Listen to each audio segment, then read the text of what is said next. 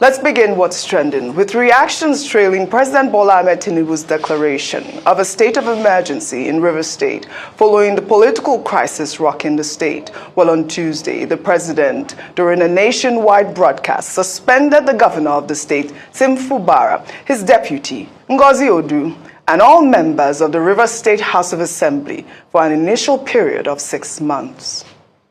By this declaration, the governor of Rivers State, Mr. Suspends Fubara, his deputy, Mrs. Ngozi Odu, and all elected members of the House of Assembly state are hereby suspended for an initial period of 6 months. In the meantime, I hereby nominate Vice Admiral Advocate Ibas, retired, as administrator to take charge of the affairs of the state and the interests of the good people of Rivers State. For the avoidance of doubt, this declaration does not affect the judicial arm of Rivers State, which shall continue to function in accordance with their constitutional mandate. Well, the president's nomination of retired Vice Admiral Ibokete Ibas as the Rivers State Administrator has been met with reactions. Ibas, who is a former Chief of Naval Staff, will be responsible for overseeing the affairs of the state for 6 months. The new Rivers State Administrator served as Chief of Naval Staff from 2015 to 2021 and also served as Nigeria's ambassador to Ghana, while photos emerged shortly after the president's nationwide broadcast showing what appears to be a close relationship between the new Rivers Administrator and the Minister of the Federal Capital Territory, Nyesom Wike, who is at the center of the crisis rocking Rivers State. I mean, Dr. Abati, I heard your beautiful submission early this morning. Kudos to you. I think that you unbottled the whole situation in Rivers State and actually saying that President Bola Ahmed Tinubu acted unconstitutional. Well, the NBA has released a statement as well. And the statement reads in part, "A declaration of emergency does not automatically dissolve or suspend elected state governments. The Constitution does not empower the president to unilaterally remove or replace elected officials. Such actions amount to an unconstitutional usurpation of power and a fundamental breach of Nigeria's federal structure."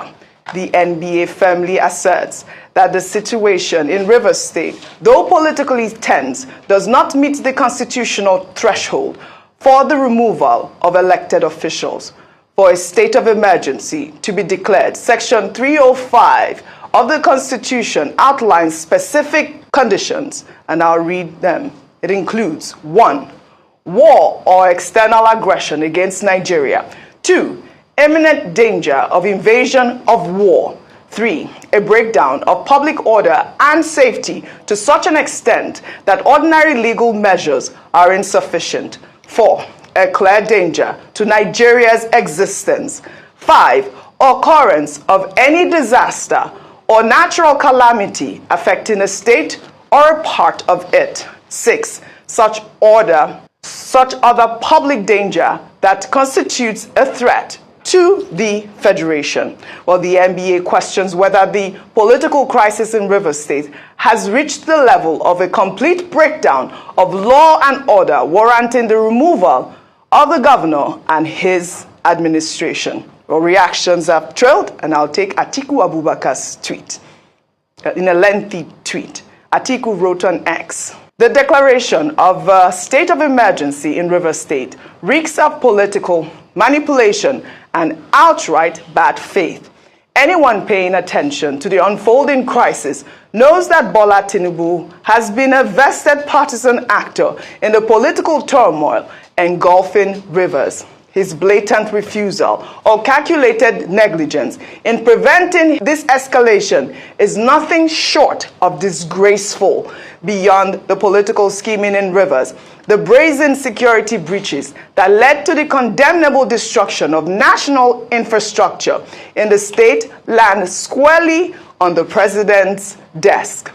Tinubu cannot evade responsibility for the chaos his administration has either enabled or failed to prevent It is an unforgivable failure that under Tinubu's watch, the Niger Delta has been thrown back into an era of violent unrest and instability, undoing the hard-won peace secured by the late President Umaru Yar'Adua. Years of progress have been recklessly erased in pursuit of selfish political calculations.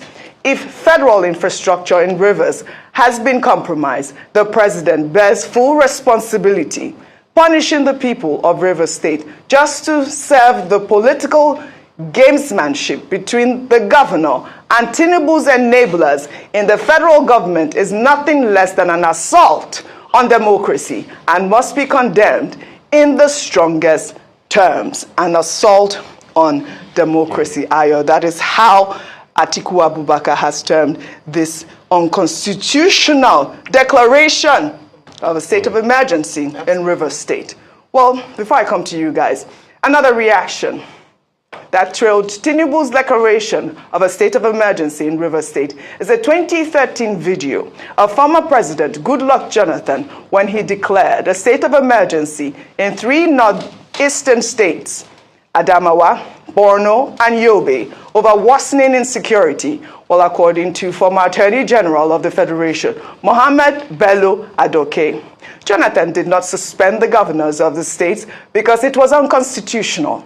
He dedicated a whole chapter to this issue in his memoir, Burden of Service. Well, here's that video.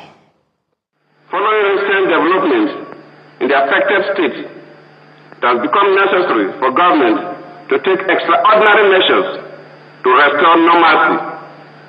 After wide consultations and in exercise of the power conferred on me by the provisions of Section 305, Subsection 1 of the Constitution of the Federal Republic of Nigeria 1999 as amended, I hereby declare a state of emergency in Borno, Yobe, and Adamawa states. Accordingly, the Chief of Defense Staff has been directed to immediately deploy more troops to these states for more effective internal security operations. All right, Dr. Vati, you were trending with that video because you delivered a brilliant submission on the reason why the president did not suspend the 3 governors at the time, because obviously it is unconstitutional. And like I said, the former Attorney General of the Federation in his book, I urge the viewers to grab a copy of the book, Burden of Service, The Reminiscences of Nigeria's Former Attorney General, published in 2019 by Kling Street, London and New York.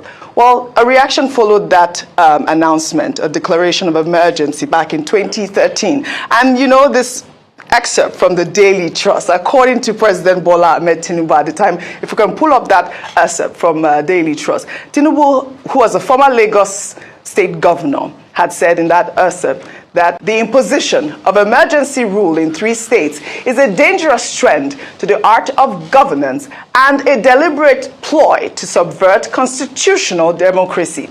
He said in a statement from his media office yesterday that by declaring a state of emergency in Borno, Yobe, and Adamawa states, President Jonathan intimidated and emasculated the governors of these states. Imagine that at that time. Like yes, absolutely. And he also said that Jonathan's intention was to muzzle the elected governments of the states for what is clearly a display of unpardonable mediocrity.